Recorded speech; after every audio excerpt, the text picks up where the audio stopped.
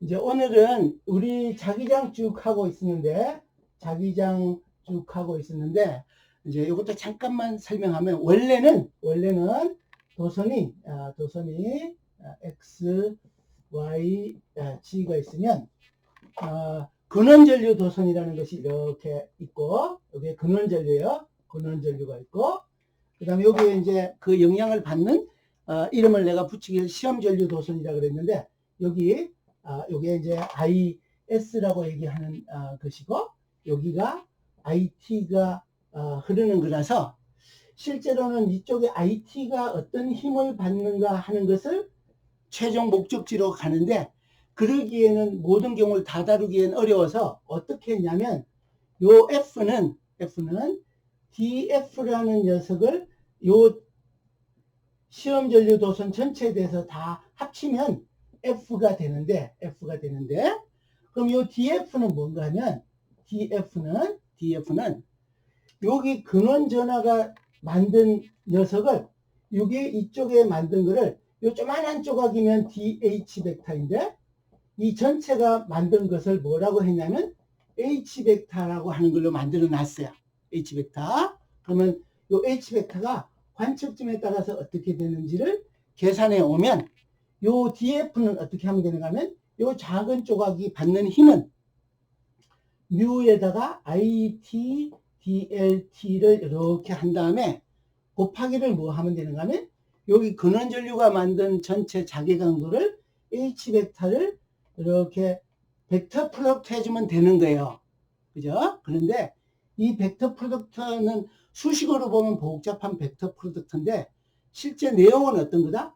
이 전류도선이 이 왼쪽에 근원전류 도선에 의해서 밀려가든지 땡겨오는 거라고 이해하면 된다. 인 거예요. 요거는 인력이나 반발력이에요. 이렇게 복잡하게 써놨지만, 실제로는 이 전류도선에 의해서 자기장이 생기면 이 오른쪽에 있는 이 시험 전류도선이 밀려가거나 땡겨오거나 하는 거예요. 언제 땡겨온다? 나란히 같은 방향으로 흐르면, 그러면 반대 방향으로 흐르면 밀려난다, 이런 얘기를 했어요. 그죠? 그러면 뭘 했냐면, 요거를 합쳐주면, 시험 전류도선 조각에서 대해서 합쳐주면 된다 그랬는데, 우리가 가장 중요한 게 뭔가 하면, 이 중에서 H 베타를 구하는 일로 모든 일이 집중돼서 많이 이루어지고 있는데, 궁극적인 목적은 뭐다?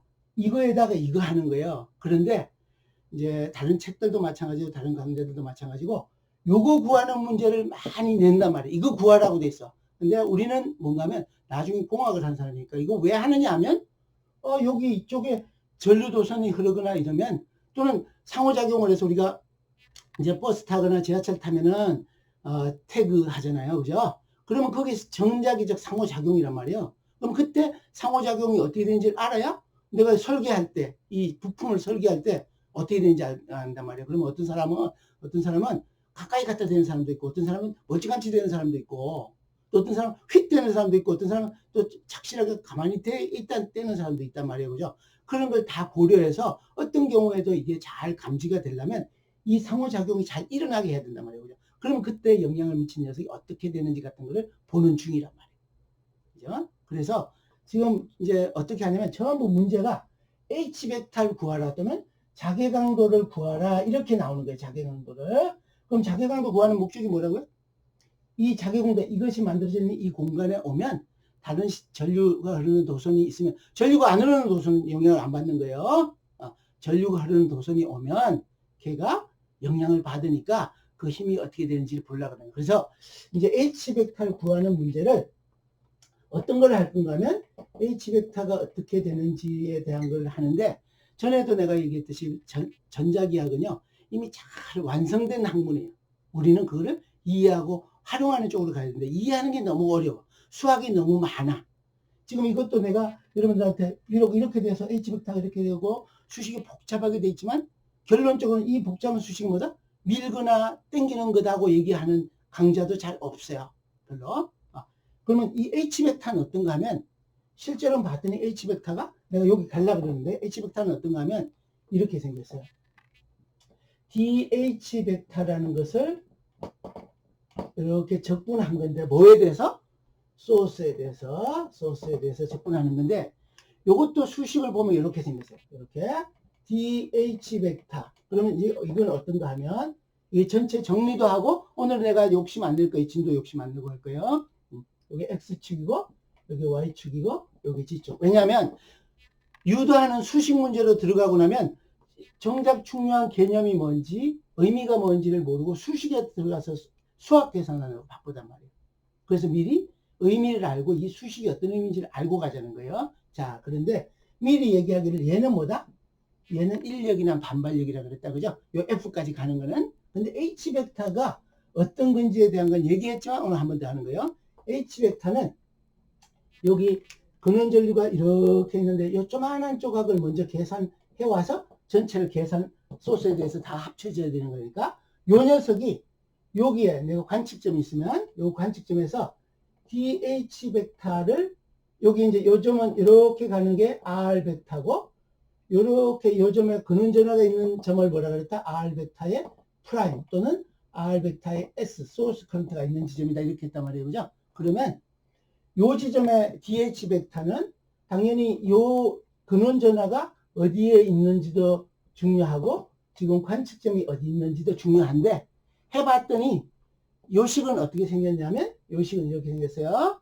여러분들도 적어보세요. 요 식은 4파이 R 제곱분의 I 제곱분의 IS DLS 프라임 플러스 AR 이렇게 돼 있는데 AR은 어떤 걸 얘기하는가 하면 여기서부터 근원 전류가 있는 데서 실험 전류가 가는 요 벡터가 R 벡터고 요렇게 가는 방향 벡터가 AR이란 말이에요. 그죠? 그죠? 그러면 내가 여기서 더 얘기하기 전에 이 수식이 어떤 의미를 갖는가 하면 첫 번째 DH 벡터의 크기를 구하면 얘는 뭐에 비례한다? 전류가 많이 흐르면 여기 전류가 이제 IS란 말이에요. 많이 흐르면 전류가 증가할수록 그에 비례해서 자기장이 강해진다 하는 게 담겨 있는 거야. 여기 있는 요것 때문에. 그죠? 그 다음에 또 뭐도 있냐면 도선의 길이가 길면 자기장이 많이 만들어질 여건이 돼 있네도 여기 들어있어요. 그죠? 그죠? 그 다음에 또 있어요. 뭐가 있냐면 봤더니 이 도선에서부터 이 관측점까지의 거리가 멀면 멀수록 이 영향이 여기에 전해지는 영향이 줄어드네인데 얼만큼으로 줄어드는가 하면 R의 제곱에 반비례해서 줄어드는 거예요. 근데 여기까지는 잘 알겠어요. 그죠? 그런데 더 중요한 게 있어요. 더 중요한 거는 이거는 크기만 있는 게 아니고 이 DH 벡터에 뭐도 있어요, 여러분들? 이제 각자 여러분들 다 배우면서 하세요. 방향도 있어요. 그죠? 방향은 여기 보니까 어떻게 생겼냐면 요렇게 가는 방향하고 요렇게 가는 방향하고 곱한 방향이라 그랬는데 어떻다? DLS 벡터 플러스 AR 벡터라고 얘기했는데 이렇게 보면 여러분들 복잡하잖아. 그죠? 이거 뭐더라? 라고 생각할 수 있단 말이에요. 그죠? 근데 내가 뭐라고 했냐면 지난번에 일부러 그림을 그려가지고 비춰주기도 하고 그 다음 시간에 또 칠판에 그려주기도 하고 이거는 어떤가 하면 여기 전류가 여기 이렇게 가면 요게 의미하는 게 뭔가 하면 요 관측점에서 요 자기장의 방향은 이 근원 전류 쪽으로 엄지손가락을 향하게 하면 여기서 중심을 잡고 이렇게 회전하면 요걸 중심으로 해서 이렇게 돌아가는 형태의 자기장이 형성된단 말이에요. 핵심은 뭐다? 이렇게 복잡하게 표시된 수식이지만 실제로 뭐다? 이렇게 근원 전류가 여기 있다고 하면 I가 있다고 하면 자기장은 어떤 방향이다? 이걸 중심으로 이렇게 회전하는 방향이다 하는 게 요 식의 의미란 말이에요. 뜻 알겠어요? 그래서 내가 자주 얘기하기를 이 DH를 뭐냐면 이제 내가 쓰는 책에는 거의 지금 이제 조판으로 넘어갔어요. 최종 조판으로 회전성 자개 강도라고 얘기하고 있어. 이제 혼동하지 말라고 의미를 담기 위해서 회전성이란 자격을 계속 붙여서 얘기하고 있어. 다른 책은 그렇게 안 되지만 왜냐하면 자개 강도는 근원 전류 도선을 중심으로 해서 회전인 거야. 근데 이건 회전하는 걸로 회전성, 회전 방향 뭐를 중심으로 근원전류 도선을 축의 중심으로 하는 회전 방향이라는 게 요 뜻이란 말이에요. 요 뜻. 그죠? 그러면 요 점이나 여기서부터 더 먼, 예를 들면 이 관측점이 여기 있다. 그죠? 여기 있다. 그러면 이때는 뭐는 달라지는데 방향은 똑같은 회전 방향인 거예요. 이 R이 멀어져서 자기장의 색은 달라졌지만 여전히 여기서부터 이렇게 연결하면 여기도 어떻게 최종적으로 계산하면 어떻게 된다? 이렇게 돌아가는 회전 방향이란 말이에요. 크기는 약해지고. 그래서 여러분들이 내가 일부러 요 과정을 한 번 더 거친 이유는 수식을 우리가 다루고 있지만 의미를 생각해야지 내가 나중에 대칭성도 따지는데 편하고 왜 이렇게 가는지를 계산한단 말이에요. 이 선이기 때문에 선은 1차원이고 선 두 개가 모이면 면이기 때문에 면이 나타내는 방향이 어떻게 되느냐 하는 거를 가지고 하다 보니까 이 벡터 곱을 할 수밖에 없어요. 전기장하고 달리. 전기장은 이런 거예요. 이것도 한번 해볼까? 참고. 꾹 참고. 전기장에서는 이 전하가 여기에 Q가 만약에 여기 있으면 그죠? 여기 Q 소스가 있고 여기에 QT가 있어요. QT가. 그러면 얘는 어떻게 되는가면 이것도 마찬가지로 밀고 당기는 힘이란 말이에요. 그죠? 그러면 얘는 어떻게 하면 되는가 하면 근원전환 점의 형태로 해석할 수 있어서 얘는 이 점에서는 이 방향이나 이 방향을 만들려 그러면 이 벡터를 어떻게 하는가 하면 방사 방향으로 해야 된단 말이에요. 요걸 중심으로 해서 원을 이렇게 또는 구를 그려가지고 구 표면으로 이렇게 뻗쳐나가는 형태로 하면 늘 당기는 힘이든지 미는 힘이 되는 거예요. 그래서 그거를 내가 얘기하기는 이 전기장은 방사 방향은 뿜어내는 거든지 당겨오는 거든지 같은 거예요. 방사 방향의 자기 강도라 이렇게 했어요. 그러니까 요 의미를 잘 알고 있어야 돼요, 여러분들. 수식은 복잡하지만 의미는 이거요. 별거 아니에요. 엄지손가락 위로 올리면 나머지 오른손에서 내 손가락이 회전하는 방향을 나타내는 거예요. 라고 생각하면 돼요. 그럼 속에 어떤 의미다? 요 의미를 담아서. 그래서 이제 요게 가장 기본이야. 왜 하는지도 알아야 돼요. 만약에 이제 H 벡터를 구했어요. 요거 조각 구했으면 토탈 H 벡터는 어떻게 하면 돼요? 여기 지금 계산해놓은 DH 벡터를 요 소스 커런트에 대한 거 도선 전체에 걸쳐서 이거 다 요 조각이 여기 미치는 거, 요 조각이 미치는 힘, 요 조각이 미치는 힘을 다 힘이 아니라 자기강도를 다 합쳐주면 되는 거죠. 그죠? 그렇게 갈 거예요. 수식이 어렵다고 지금 내려놓고 아무것도 안 하면 이제 뒤에 가서 아무것도 안 되는 거야. 어려운 과정, 그죠? 여러분들 어려운 과정 거치고 나서 뭐라 그럴까, 즐거움이나 뿌듯함은 여러분들 다 알잖아. 그죠? 그러니까 이제 그렇게 갈 거예요. 자, 근데 지난번에 자기장 문제를 어떻게 푸는지도 요약을 했어요. 그래서 오늘은 적용하는 걸 하는데 어떤 걸 할 건가 하면 이제 두 가지 예를 들 거예요. 오늘은 첫 번째 예를 하면 그 시간이 끝나지 않을까 생각이 들기도 하지만 그 시작은 할 것 같아요. 첫 번째는 1번은 이렇게 있는 거에서 X축, Y축, G축이 이렇게 있는데 여기 전류도선이 이렇게 G축으로 무한히 긴 걸 무한 선전류에 의해서 생기는 H 벡터가 어떻게 되는지를 구해 놓으면 그 다음에 그 주변에 전류를 띈 게 있으면 이제 영향을 받는 거지. 그죠? 이걸 하는 거예요. 그러면 이거는 왜 중요하냐면 이제 여러분들 현실적으로 느끼는 게 없고요. 이거는요. 전류라는 건 뭐예요? 전류는 이제 가장 첫 번째 예는 이런 상황이 있을 수 있는 것은 고압선이 지나간다. 그죠? 고압선이 저기 지나가는데 전류가 흐르고 있어. 근데 그건 심지어 또 AC야. AC. 근데 AC는 나중에 하더라도 전류가 일정한 전류가 흐른다고 생각해 좋고 또 우리 회로 도선에서 일어나는 일도 있어요. 하나 더 현실적인 얘기 한번 더 하면 여러분들 집에서 이제 어른들이 막 이렇게 어떤 일이냐면 건강이 조금 이제 안 좋든지 건강에 대해서 예민하게 생각하는 분들 또 요즘 같은 코로나 있을 때는 어떤 생각하냐면 수맥 차단 침대 이런 거 막 얘기하잖아요. 그죠? 그래서 뭐 아파트 10층에 있는 사람이 수맥 차단 침대 사가지고 막 비싸게 돈 들여서 막 하고 있어요. 근데 우리 집은 4층이야.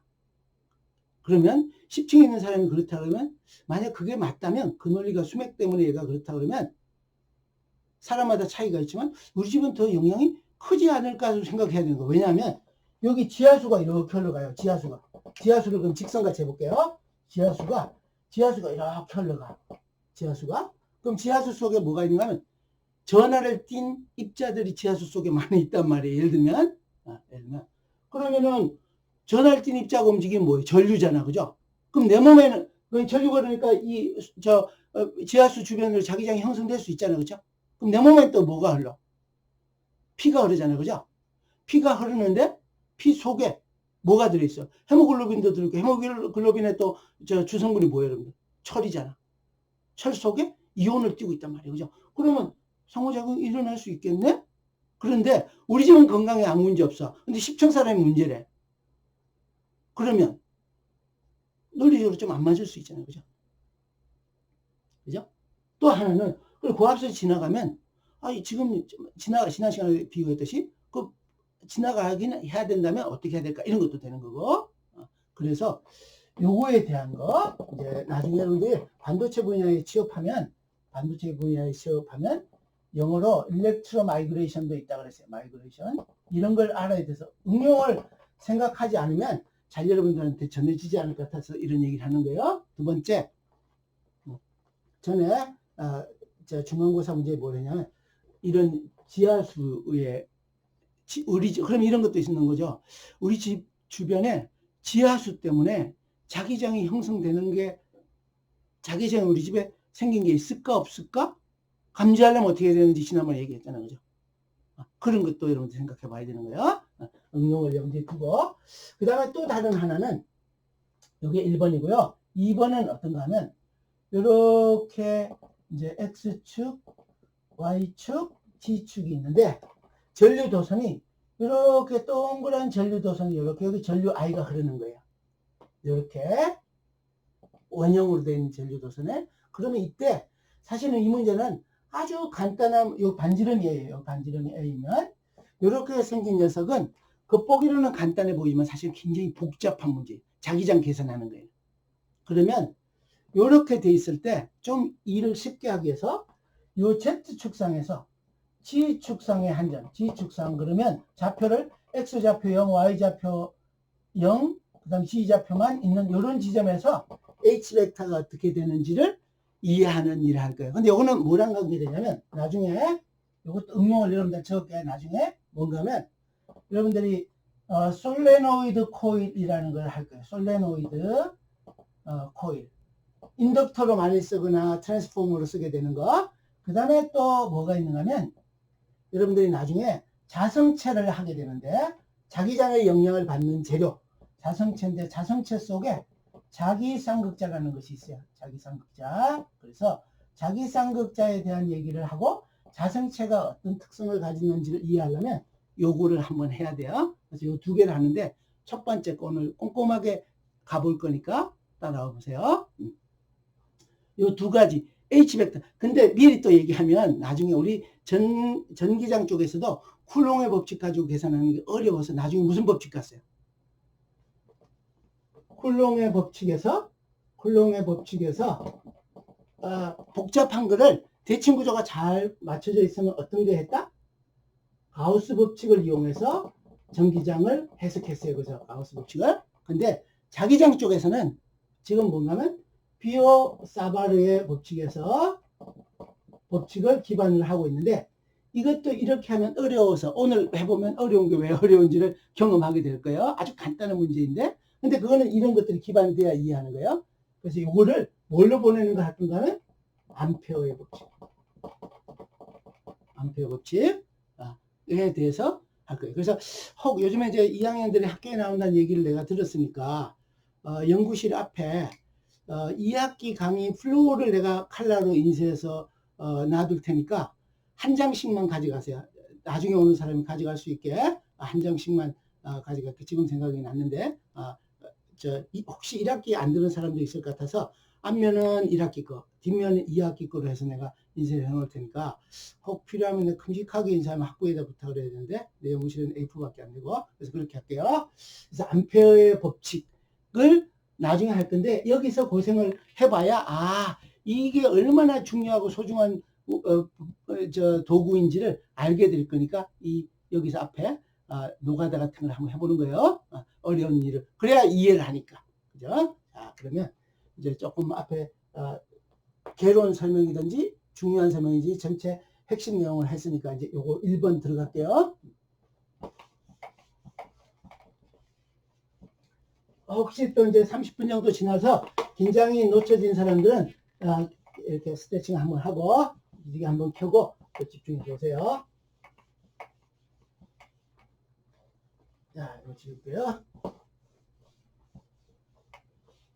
자, 1번 이제 1번 뭔가 하면 말을 충실히 쓸게요. 지축상의 무한 선전류 도선에 의해 형성된 자기장의 이제 나는 지금은 여러분들한테 가르치는 입장이고 핵심을 전하고 혼동하지 말라는 입장에서 자세히 쓸게요. 이것들이 자기장을 만들었어요. 그런데 여기에 자기강도가 생기는데 자기강도를 구해야 돼. 자기강도가 뭐냐면 H벡터를 구해야 돼. 암페어 퍼 메타에 해당하는 H벡터를 구해야 돼요. 그죠? 근데 여기 앞에 내가 여기 뭘 쓰려고 공간을 비워놨어요. 뭐라고 내가 강조해주고 싶은가 하면 이거는 뭐라고요? 무슨 얘기 하려고 그런 것 같아요? 회전성. 회전 방향의 자기 강도를 구하는 중이야.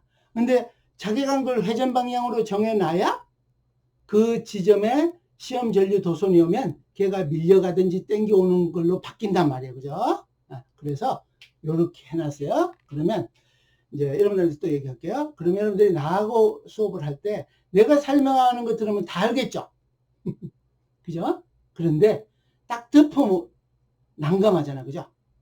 그런데 이 문제는요, 잘 나오는 문제예요. 누구한테 평가받으면 지난번에 강조했듯이. 그러니까 어떻게 이거는 변형하면 어떤 뜻인가 하면 지축상의 무한 선전류 도선인데 전류가 얼마나 흐르는가 하면 I암페가 흐르는 이런 경우에 지축상의 무한 선전류 도선에 의해서 형성된 자기장의 자기 강도를 구하라.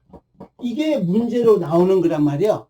근데 우리가 지금 주제 중심으로 이제 오늘 하고 다음 시간은 주제로 이런 걸 푸는 건데 내가 이렇게 설명하고 요걸 안 붙여놨지만 실제로 뭐다? 이게 문제란 말이에요. 가장 대표적으로 자기장 체크하는 문제란 말이에요. 그러니까 여러분들이 이거를 덮어놓고 나중에 할 줄 알아야 된다는 거예요. 어떻게 논리적으로 접근하는지 잘 보고. 그래서 지난 시간에 1, 2, 3, 4, 5 써가면서 순서를 어떻게 하는지를 설명했으니까 이제 먼저 요걸 말로 되어 있는 걸 그림으로 나타내야지. 그죠? 그림으로. 그럼 이래요. 1학기 때 나랑 했던 사람들은 여기 조금 더 익숙할 거고. 그럼 이래요. 여기에 이렇게 여기가 이제 조금 내가 미리 여기다 이렇게 할게요. 여기가 이게 X축이고 여기가 Y축이고 이게 G축이야. G축인데 여기에 전류가 이렇게 무한히 이렇게 흘러가고 있어요. 여기에 요 위에도 계속 있는 거예요. 여기 얼마만큼의 전류가 흐르는가 하면 I 암페어가 흘러. 그러니까 소스 커런트라고 얘기하는 IS가 I 암페어라는 말이에요. 그러면 이렇게 생겼을 때 임의의 점에서 요 지점이 이렇게 가는 것을 R 벡터라고 하면 요 지점이 R 벡터라고 하면 요 지점에서 H 벡터가 어떻게 되는지를 구해야 되는 거예요. 요게 상황을 그림으로 나타내는 거예요. 이렇게 하면 또 조금 이게 요 X하고 나가면서 좀 혼동스러우려나? 그냥 이쪽을 약간 눕혀서 여기가 이렇게 가는 요 벡터가 R 벡터예요. 자, 그러면 여기서 H 벡터를 구해야 되는 거예요. 그러면 그림으로 형상화 해놨어요. 그래서 내가 그 다음에 뭐 하느냐면 요게 0번이든지 0번이라 그럴까? 요게 한 조각이고 두 번째 조각은 뭔가 하면 이거를 보고 비오사발의 법칙에 기반해서 DH의 식이 어떻게 되는지를 써놓고 시작하려고 했어요. 그죠? 그럼 어떻게 되냐면 작은 이 전체 중에서 작은 조각의 선전류 도선이 이제 말을 한 번 더 써서 지난번에 수식어로 나왔는데 형성하는 이것도 마찬가지로 또 붙일게요.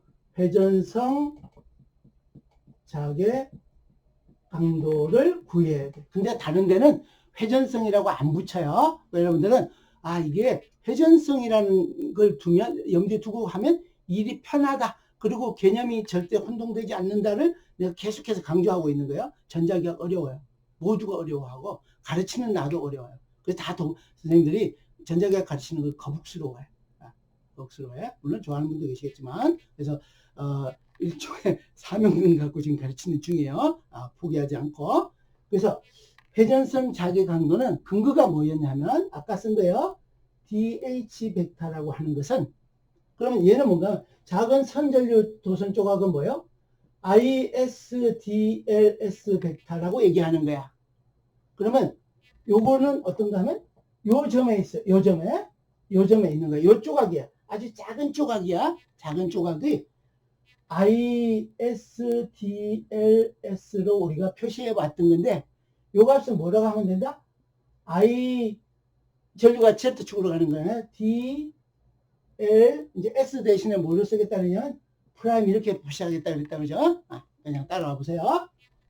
DH인데 얘는 내가 관측점의 위치에도 좌표에도 달라지고 그 중에서 요 조각인지 요 밑에 있는 조각인지 요 밑에 있는 조각인지에 따라서 달라지니까 관측점뿐만 아니고 시험 전류 도선 조각이 어디에 있는 녀석인지도 영향을 미치는 거라서 여기를 다 표시했어요. 그죠? 그래 했더니 이제 이거는 비호 사활의 법칙에 기반해서 기초인데 아까 복습해 준 거예요. 얘는 거리의 제곱에 내가 수식어 쓰면서 말로 할게요. 얘는 거리의 제곱에 이거에 요 조각에 의해서 여기에 생기는 힘은 여기서부터 여기까지의 거리를 R이라고 하면 벡터로 표시하면 R의 제곱에 반비례하고 그 대신에 어떻게 비례한다? ISDLS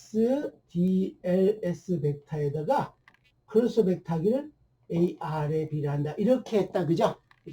근데 내가 이거는 아까도 미리 얘는 IS에 비례하고 DLS에도 비례하고 그 다음에 R의 제곱에 반비례하고 회전 방향은 뭐다? 이렇게 전류도선이 I가 흐르면 이렇게 회전하는 방향이라는 걸 담고 있다는 얘기를 누누이 반복했었어요. 그죠?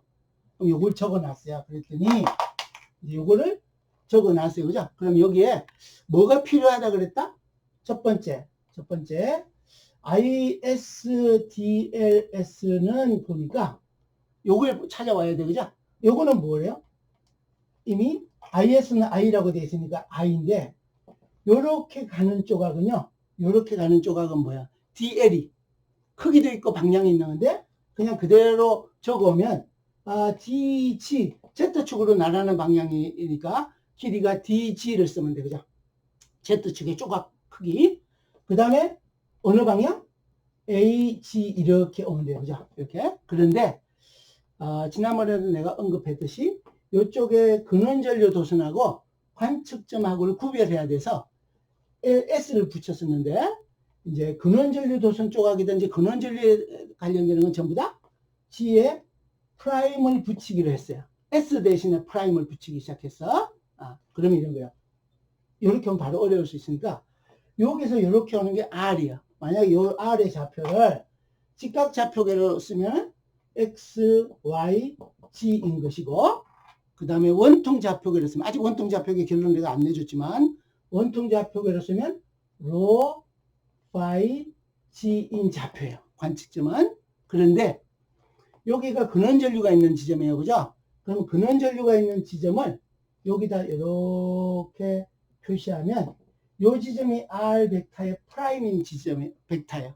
근원점이 있는 거리 벡터, 위치 벡터. 그죠? 그럼 R 프라임은 요 점의 좌표는 여러분들 뭐라고 쓰면 될 것 같아요? 직각 좌표계를 쓰면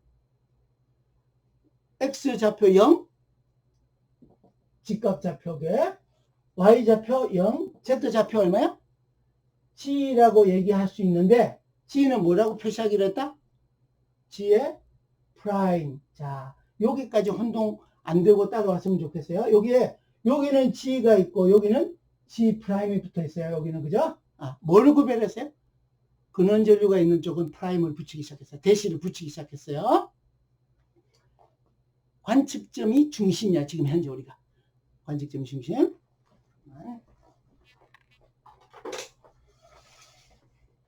자, 이제 그러면은 또 할게요. 그러면 이제 요거부터 먼저 하지 않고 요거부터 먼저 할 거거든요. 그러면 여기서 필요로 한 걸 보니까 AR은요. 한번 해볼게요. AR은 뭔가 하면 AR은 R 벡터에서 R 벡터의 프라임을 뺀 거. 이건 무슨 뜻이에요? 이렇게 수식으로 썼지만 어디에서? R 프라임에서 R로 가는 거예요. R 프라임에서 R로 가는 거. R 프라임에서 여기서 이렇게 가는 게 R 마이너스 R 프라임이야. 그죠? 이거는 우리 벡터 덧셈 뺐음 앞에 복습해 준 거에서 했으니까. 그러면 요게 R 벡터인데 AR은 뭔가 하면 AR은 요거는 R 벡터. 요게 이제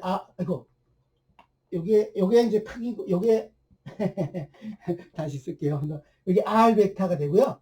AR 벡터는 요거 크기를 구해서 R 벡터 이렇게 해주면 되는 거예요. 여기. 또는 지금 R 벡터 만들어 놓고 R 프라임 벡터 만들어 놨으면 요거 크기 구한 다음에 R 벡터 마이너스 R 벡터 프라임. 요게 여러분들한테 더 현실적일지는 몰라. 요렇게 찾아오면 돼. 그러면 요거를 하려고 그러다 보니까 뭐가 필요했다? R 벡터도 필요했고 R 프라임 벡터도 필요했는데 요게 여기 있던 아래에 있던 XY 좌표는 변한다 변하지 않는다. 그죠? 변하지 않는다. 그 다음에 Z 좌표는 이제 이 전체에서 마이너스 무한대에서부터 무한대까지 변하는 거지. 그죠? 그런데 요거는 직각 좌표계고 요것도 직각 좌표계인데 실제로는요. 여기는 쉬웠어요. 직각 좌표계로도 나타내는 게 쉬웠고 원통 좌표계로도 나타내는 게 쉬웠는데 여기도 원통 좌표계로 나타내는 일을 한번 해봐요. 나랑 이제 혼동하지 않게 한번 하면 돼요. 그러면 원통 좌표계로 여기다 표시하면요. 얘도 뭐일 거예요? 얘는 이 Z축상에 있는 지점은 원통 좌표계 로 프라임이고 파이 프라임이고 G 프라임 이렇게 써야 되는데 로 프라임이 얼마야? 여기 Z축상이니까. 혹시 따라와요, 여러분들? 너무 자세하죠, 그죠? 그래서 혼동스럽죠. 그럴까봐 걱정인데 얘는 로 프라임이 Z축상이니까 얘가 0이에요. 0, 그죠? 그런데 내가 이렇게 했지만 요 파이 프라임은 내가 조선이 워낙 가늘다 보니까 1학기 때 얘기하기를 요 자리에 서서 보면 파이 프라임은 뭐 어떤 값이 있는지 뱅뱅뱅 돌아가면서 어떤 값이 있는지 써도 될 것 같아. 그죠? 그런데 여기서 좌표를 원통 좌표계로 바꾸는 것보다도 R 빼기 R 프라임은 혼동하기 쉬우니까 반드시 어떻게 변환한 다음에 써야 되는가 하면 요거를 다룰 때는요. 요 값을 빼기를 할 때는 직각 좌표계를 써야지 반드시 직각 좌표계를 써야지 혼동하지 않는 거예요. 틀리지 않는 거예요. 왜냐하면 원통 좌표계 한번 봐보세요, 여러분들. 원통 좌표계가 있으면은 이렇게 있으면은 요 지점 지나가는 것도 A5고요. 그죠? A5고 요점 지나가는 것도 A5인데 겉보기로 보면 A5가 반대 방향이잖아요. 그죠? 또 하나 더. 그러니까 원통 좌표계 좌표 가지고 R에서 R 프라임에서 R로 가는 걸 계산하면 백발백중 틀릴 수 있으니까 직각 좌표계로 변환한 다음에 해야 된다는 얘기를 강조하고 있는 거예요. 그러면 더 중요한 건 뭐냐면 보니까 요 점이 있어요. 요 점에 여러분들 A로의 벡터는 어느 방향이에요? A로의 벡터는 이렇게 해서 원 바깥으로 가는 게 A로잖아요. 그죠? A로. 그러면 이 반대편에 여기는 어때요? A로 방향이. 이 방향이 A로잖아요. 그죠? 그러면 A로로 로 파이 G로 해놓고 덧셈 뺄셈을 하는 일은 굉장히 위험하니까 어떻게 한다? 직각 좌표계를 변환해서 써야 돼요. 직각 좌표계. 그런데 직각 좌표계로 변환한 다음에 요거를 계산해야 된다는 뜻을 담았어요. 이건 또 어디에도 또 얘기 잘 안 해주는 얘기요. 자, 그러면 그 다음에 그러면 어떻게 되는가 하면 여기 직각 좌표계 놔두고 지금 현재로서는 여기 계산할 거에 XYG 대신에 로 파이 G를 변환해서 여기 할까? 로 파이 G를 여기 원통 좌표계 좌표계가 있는데 이거 내가 그림 여러분들 원통 좌표계 복습해 줘야 될까?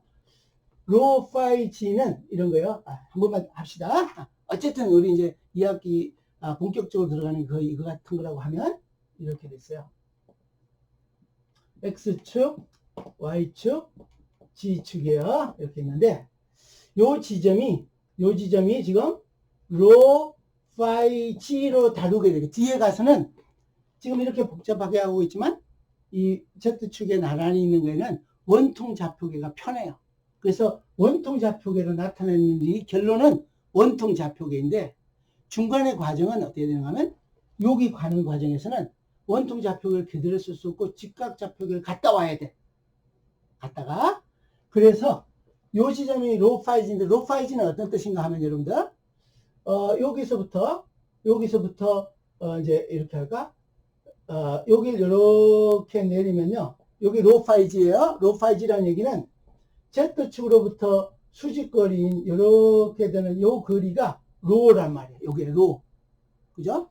이렇게 여기까지 여기 직각이에요. Z축으로부터 수직거리가 여기 로란 말이에요. 그죠? 그 다음에 파이는 뭐예요? 이렇게 여기 이제 여기 위에서 레이저 포인트 가지고 딱 쏘았더니 여기 그림자가 맺혔어요. 여기 만난 점을 이렇게 다시 Y축에 평행하게 X의 수직이 되게 이렇게 만나면 요 점이 X 좌표가 되고 그죠? 이렇게 다시 X축에 나가게 또는 Y축의 수직으로 쏘면 여기가 Y좌표야. X, Y 좌표이기도 하지만 로 파이지인데 요게 주어졌어. 요게 주어졌을 때 요렇게 환산을 하는 과정을 거쳐야 되는 거예요. 왜? 요것 때문에 직각 좌표계로 요 과정을 계산해야 되기 때문에. 그러면 로 파이 G로 다루면 요때 X좌표, Y좌표, G좌표는 또는 로 파이 G는 어떤 의미인가 하면 요 로 파이 G부터 할게요. 여기서 요 점이 저기서 얘기한 요렇게 가는 지금 R 벡터예요. 그죠? R 벡터 로 파이 G로 표시되어 있어요. 그럼 로는 뭐다? G축으로부터의 수직거리야. G축으로부터 수직거리가 로예요. 그죠? 그럼 그걸 이제 요 그림을 그 다음에 파이는 뭐예요? 요걸 내리면은 요렇게 해서 물론 요걸 면을 XG 면에서 뺑글로 들어가는 각도가 얼마인지 하는데 그거 하면 여러분 어려우실까봐 여기서 레이저 포인트 쏴가지고 그림자가 맺히면 여기서부터 요렇게 돌아간 각도가 얼마인가 하면 파이 레디안이에요. 요 파이가 그거야. 그죠? 그 다음 Z 좌표는 그냥 요 Z 좌표가 요게 Z 좌표예요. 그죠? 요 지점이 Z 좌표야. 그러면 요렇게 돼 있는 로 파이 G로 돼 있는 좌표를 XYG로 환산하는 걸 한번 해야 절대로 실수하지 않아. 그럼 어떤가 하면 여러분들 요 X는 로 파이 G 가지고 변환하면 어떻게 하면 돼? 요쪽 각도는 X는 이제 로 파이 G로 돼 있는 좌표가 있는데 요 값을 XYG로 하면 X는 얼마? X 좌표는 로에다가 요게 파이니까 그죠? 요렇게 돌리면 코사인 파이잖아. 그죠? 코사인 파이. Y는 다 아는 거일 수도 있어요. 여러분들. Y는 뭐예요? 요렇게 사인하면 요 높이 되니까 로 코사인 파이고 얘는 로 사인 파이가 돼. 그죠?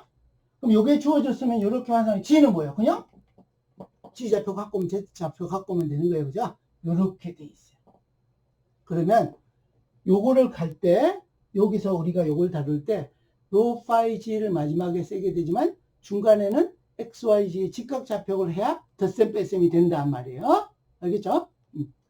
그러면 여기까지는 해놨는데 이제 근원전류 쪽도 한번 해볼게요. 뭐가 있었냐면 로 프라임, 파이 프라임, G 프라임도 있는데 얘도 직각 좌표계로 바꾸면 X 프라임이 뭐가 될 거예요? 당연히 똑같이 로 프라임에 그냥 일반화해서 요거 쓰고 있어요. 지금은 로 프라임에 코사인 파이 프라임 그 다음 Y 프라임은 이것도 프라임부터 해서요. 로 프라임 사인 파이 프라임이에요. G 프라임은 G 프라임 그냥 쓰면 돼요. 그죠? 그런데 우리가 다루는 여기에 로우 프라임이 얼마예요? 로우 프라임 얼마? 여러분들 노트에는 내가 어떻게 쓰냐면 지금은 바꿔서 완전하게 다 변환해 주는 거예요. 여러분들 갖고 있는 노트에는 내가 뭐라고 쓰냐면 0, phi 프라임, G 프라임 이렇게 써놨어요. 이렇게. 그래. 왜냐하면 여기 도선이 가느다란 도선이면 phi 프라임을 지정하기 어려워서인 거예요. 비록 phi 프라임이라고 아무렇게나 표시해놨지만 이 변환 과정을 거쳐서 XY 좌표로 갖고 오면 여기다가 뭐 넣는다는 얘기예요. 로 이꼴 0을 넣어서 이렇게 로 이꼴 0을 갖다 집어넣으면 로 프라임 이꼴 0을 갖다 넣으면 얘는 뭐예요? 자동으로 X 프라임 좌표 얼마? 0. Y 프라임 좌표 얼마? 0. G 프라임 좌표는 그대로 G 프라임 이런 거예요. 0, G 프라임. 여기는 뭐예요? X, Y, G 좌표고 이렇게 바뀌는 거예요. 너무 자세히 했는데 의도가 전해졌을지 모르겠는데 노트에도 이렇게 안 돼 있어요. 지금 노트 여러분들 완벽히 새로 한 거야. 다시 우리가 요거를 작은 조각의 선전류 도선이 형성하는 회전성 자기강도를 계산할 때 요식 속에 R이 들어있는데 그래서 AR도 들어있는데 R하고 AR을 계산할 때 필요한 실수하지 않고 정확하게 계산하는 방법을 얘기해 줬어요. 어떻게 해야 된다? 내가 대칭성을 따져서 원통 좌표계를 쓰게 나중에 되더라도 중간의 과정 요거 계산할 때 무슨 좌표계를 써야 된다? 직각 좌표계를 써야 되는데 그때 변환하는 식이 요거란 말이에요. 요거. 알겠죠? 자, 그러면 이제 요까지 왔어요. 자, 그러면 요거 써놨으니 요것도 지울게요. 요거 여러분들 이제 설명은 요건 보충으로 들어온 거고. 요것도 됐죠? 그러면 요 식에다 넣어서 우리가 전체에 대해서 H 벡터를 계산하려면 요걸 이제 먼저 계산을 다 해놔야 되는데 요게 필요한 것들이 있는데 요걸 본 다음에 요걸 근거로 해서 뭐를 보라 그랬냐면 내가 대칭성을 보라 그랬어요. 대칭성. 그런데 대칭성을 보기 전에 요걸 염두에 두고 머릿속에서 생각하고 있어야 된단 말이야. 그럼 대칭성을 보는데 어떻게 하냐면 요거 뜻이 해석돼야 되는 거지. 그럼 이런 거죠. 자, 보니까 Z축으로 무한히 긴 도선이요. 그죠? 그러면 아마도 H 벡터가 뭐에는 무관할 건가 하면요. 이게 무한히 길면 이 HR 벡터가 뭐에 무관할 거라? 이 지점에 있거나 이 지점에 있거나 이 지점에 있거나 이 지점에 있거나 간에 로하고 파이만 같으면 최소한 로하고 파이만 같으면 뭐에 관계없다? G축 좌표에 무관할 거다. 그죠? 무관할 거다 하는 걸 알고 있어. G축 좌표에 무관하겠지. 그쵸? 그 다음에 또 한번 보는 거예요. 보니까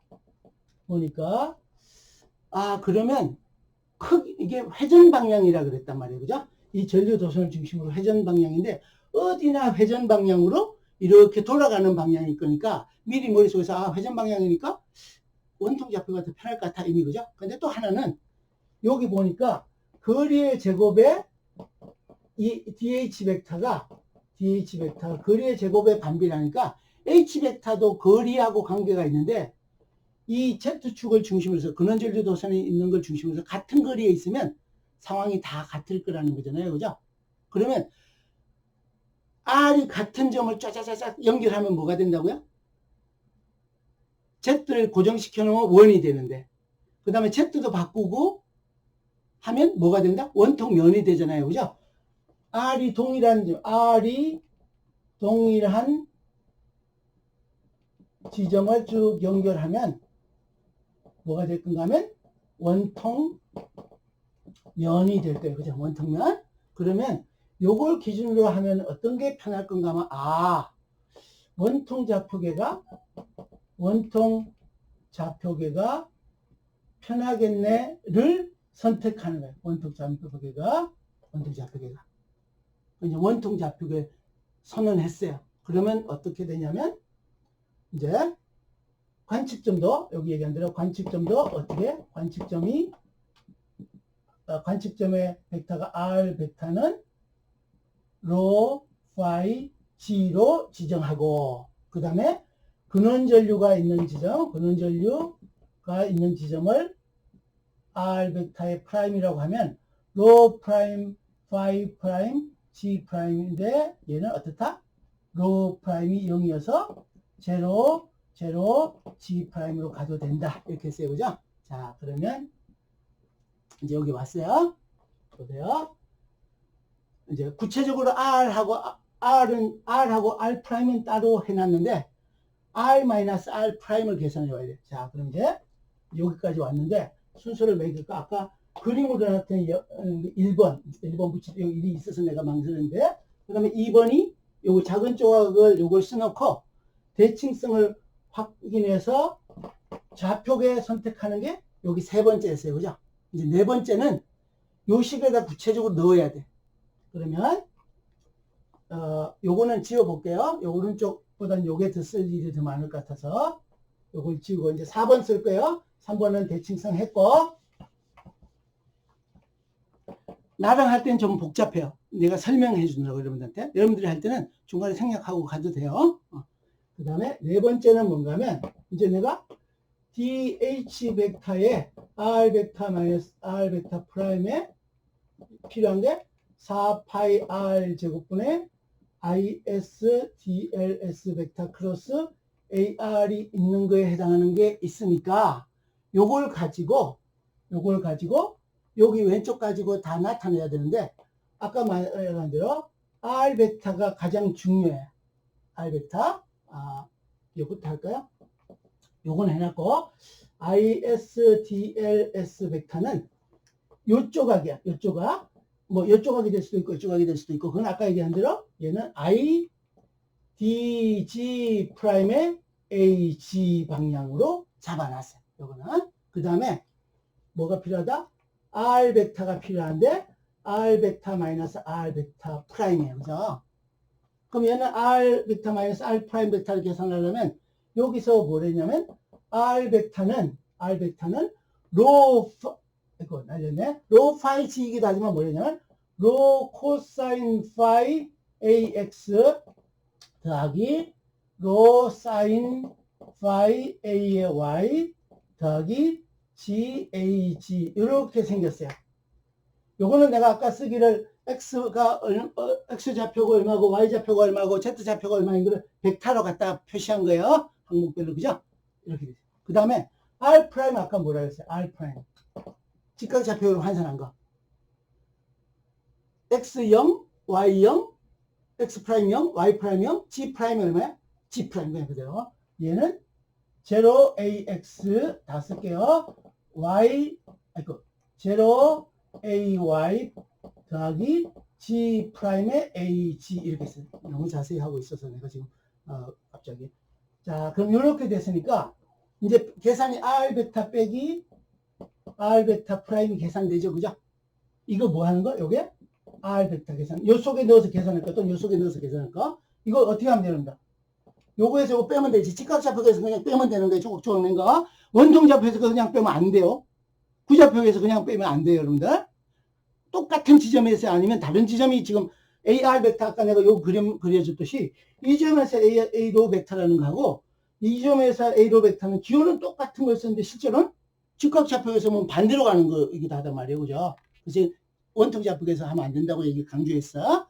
그럼 요걸 빼오면 얘는 요거에서 요거 요거에서 빼는 거니까 로 코사인 파이 AX 더하기 로 사인 파이 AY 더하기 G 마이너스 G 프라임의 AG 요게 R 벡터야.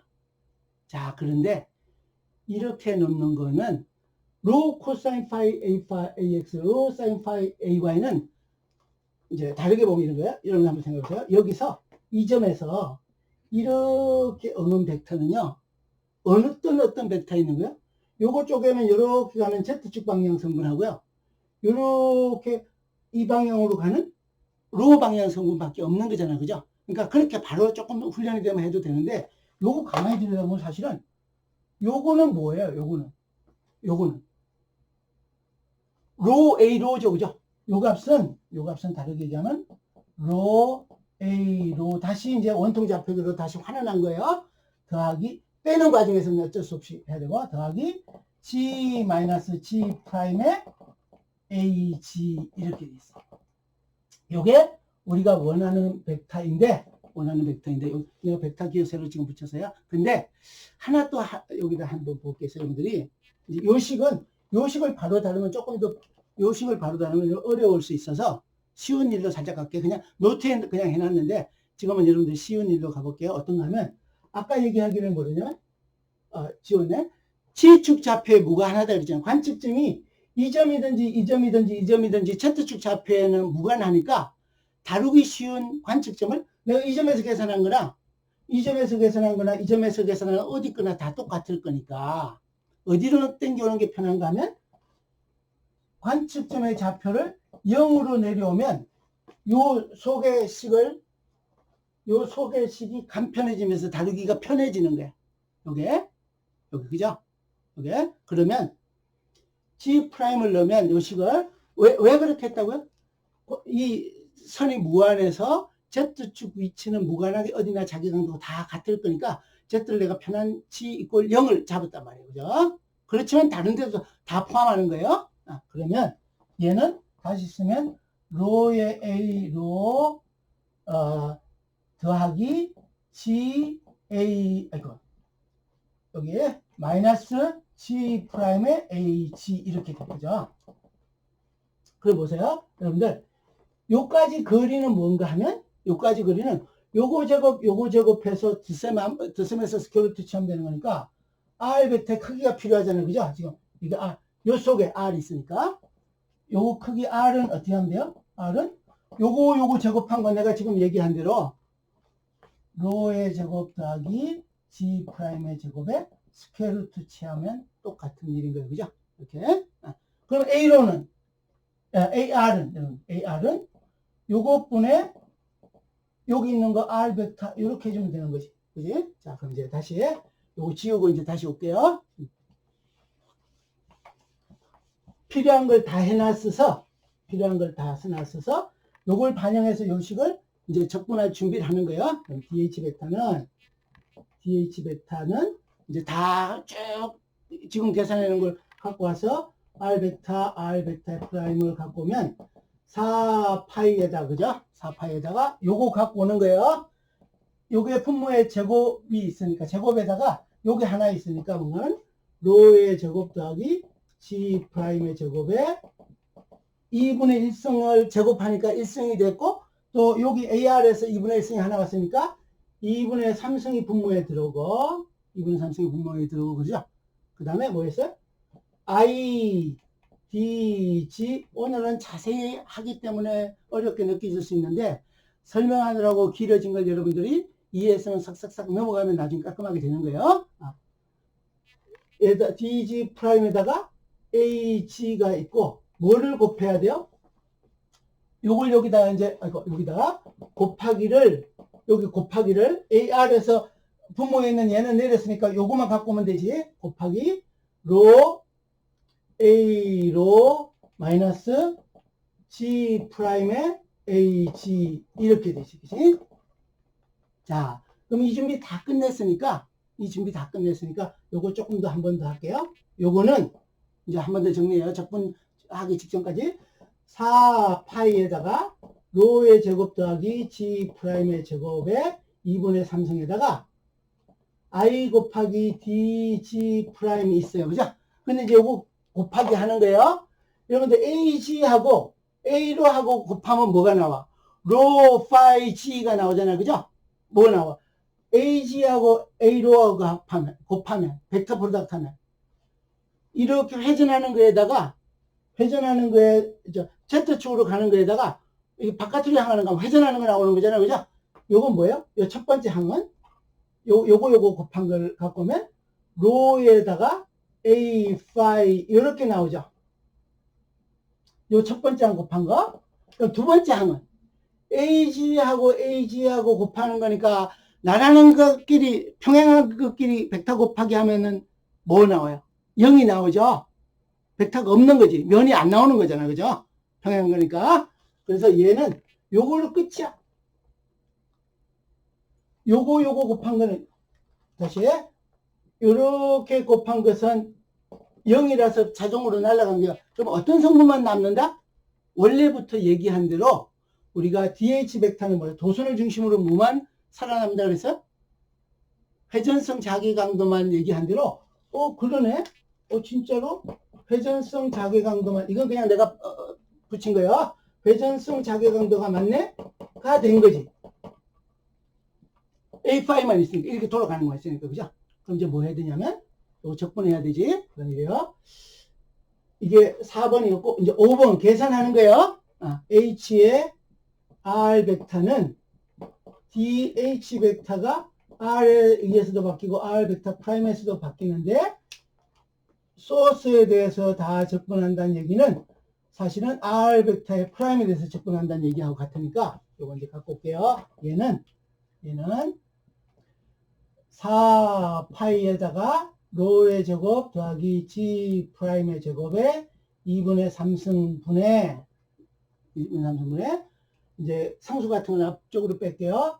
I 곱하기 로에다가 DG 프라임에다가 적분을 G 프라임 걸 어디에서 어디까지? 마이너스 무한대에서부터 무한대까지 합쳐주면 되는 거예요. 요게 내가 소스라는 게 요 DG 프라임이에요. DG 프라임이 마이너스 무한대에서 플러스 무한대까지 보내는 거예요. 그런데 벡터가 뭐가 남아있어요, 여기? 여기 봤듯이 A 파이는 이렇게 남아있어요. 그죠? 그래서 이걸 적분하면 이제 이것도 지어도 되겠다. 그죠? 적분하면 조금 시간이 어떨지 빠득빠득 할 것 같은데 이제 여기 우리 전기장 쪽에서도 그랬듯이 어떤 게 있냐면 여기는 이제 이것도 이제 꼭 참고예요. 참고하기를 이렇게 생겼어요. 적분표를 찾아와야 돼. 적분 여러분들 못해. 로의 제곱 더하기 G 프라임의 제곱에 2분의 3승을 G에 대해서 적분하면 마이너스 무한대에서부터 플러스 무한대까지 적분하면 이 값은 로의 제곱분의 1에다가 다시 로의 제곱 더하기 G 프라임의 제곱에 분의 1이 돼서 요게 마이너스 무한대에서부터 플러스 무한대까지 하면은 요 값은 로의 제곱분의 1에다가 요 뒤에 값이 2가 나와. 2. 요건 적분표 찾아왔다. 그죠? 그럼 요거 갖고 계산하면 요거 적분하면 어떻게 얘기인가 하면 H 벡터의 R 벡터 관측점에서 자기장은 우리가 예상한 대로 어떤 성분 나왔냐면 이제 이렇게 됐지.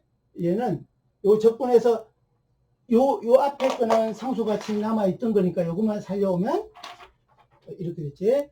4파이분의 I 곱하기 로에다가 인티그럴 G 프라임 이꼴 마이너스 무한대에서부터 무한대까지 로의 제곱 더하기 G 프라임의 제곱에 2분의 3승의 DG 프라임 이렇게 한 거니까 그죠? 요건 뭐라고요?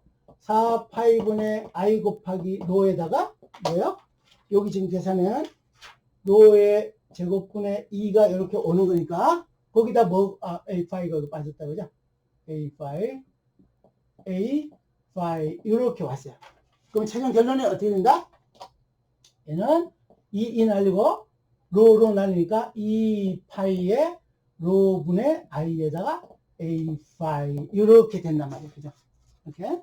그래서 요게 단위가 암페어 퍼 메타의 단위를 가진 자개 강도인데 자, 이거 보니까 어떻다? H 벡터의 크기는 어떻다? 당연히 우리가 원래 기대한 대로 전류가 지금 자기장의 세기를 결정한다고 해서 전류에 비례하고 그죠? 이걸 그림으로 그리면 어떻다? 전류가 많이 흐르면 자기강도가 그에 비례해서 선형적으로 증가하네? 가 된 거예요. 또 뭔가 하면 이 경우에 무한 긴 전류 도선인 경우에는 원래 각각의 조각이 여기에 기여하는 양은 거리의 제곱에 반비례하는데 이걸 마이너스 무한대에서부터 플러스 무한대까지 다 합쳤더니 어떻게 되냐면 로에 1차로 반비례하네. 내가 여러분들 이런 거죠. 고합선이 지나가는데 우리 그냥 상식으로 R의 제곱에 반비례한댔으니까 내가 만약에 자기 강도를 반으로 줄이고 싶으면 거리를 루트 2분의 1로 줄이면 되겠네가 아니고 반으로 줄이려면 어떻게? 거리를 2배로 만들어진다는 얘기죠. 그죠? 얘는 이런 거죠. 여기 봤더니 로는 H 벡터는 거리가 멀어지면 이렇게 1차로 로에 반비례하더라. 요걸 알고 있고, 그러니까 긴 도선인 경우에는 자기장의 영향이 더 크다 이런 얘기인 거지. 먼데 것도 영향을, 멀리 있는 것도 조금씩 덜리가 영향을 미치니까. 그 다음에 방향은 어떻다? 방향은 근원전류 도선을 중심으로 해서 회전하는 이렇게 되는 방향이란 말이에요. 그죠? 다음 시간에 조금 더 의미 설명을 하고 그 다음에 아까 원형 도선에 대한 거 할게요. 오늘 잘못하면 여러분들 굉장히 복잡하게 느껴졌을 수 있는데 그 복잡하게 느껴진 게 설명을 자세히 하느라고 숨기지 않고 설명해 줄 걸 말을 많이 하느라고 그래요. 여러분들이 스스로 정리할 때는 깔끔하게 1, 2, 3, 4, 5로 가면서 얘는 얘야 하고 넘어가면 조금 더 깔끔할 거예요. 일단 녹화는 여기서 멈추고 잠깐 부탁하든지 추석 체크하고 끝낼게요.